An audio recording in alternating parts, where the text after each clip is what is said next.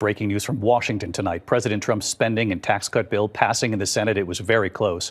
Vice President J.D. Vance with the tie-breaking vote. The bill includes major cuts to Medicaid. More than 11 million Americans could lose their health insurance. It includes roughly $4 trillion in tax cuts benefiting the wealthy. And it's estimated it will add $3.3 trillion to the debt over 10 years. So what does it now face in the House? Here's Mary Bruce.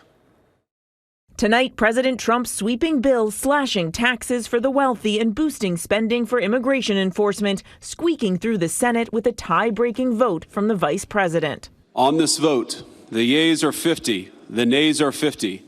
The Senate being evenly divided, the vice president votes in the affirmative. The bill as amended is passed. The bill features roughly $4 trillion in tax cuts, mostly for the wealthiest Americans. That will spur economic growth and more jobs and opportunities for American workers. It also fulfills the president's campaign promise to eliminate taxes on tips and overtime. And it includes deep cuts to Medicaid, which the nonpartisan Congressional Budget Office says will cause 11.8 million Americans to lose their health insurance over the next decade. The American people will not forget the betrayal that took place today. 3 Republican senators voting no: Susan Collins of Maine, Tom Tillis of North Carolina, and Rand Paul of Kentucky. Lisa Murkowski of Alaska delivering the deciding yes vote after negotiating an Alaska exception for some cuts to food stamps. She called her decision agonizing. Senator Paul said that your vote was a bailout for Alaska at the expense of the rest of the country.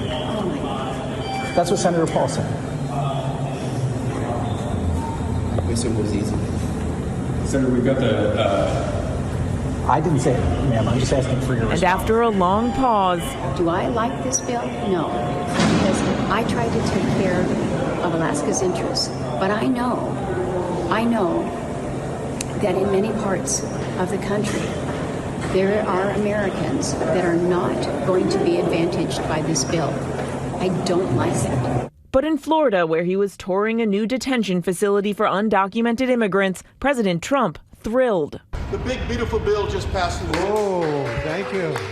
Wow. Thank you. Trump has repeatedly pledged he would not cut Medicaid. He now insists the cuts in the bill only target waste, fraud, and abuse.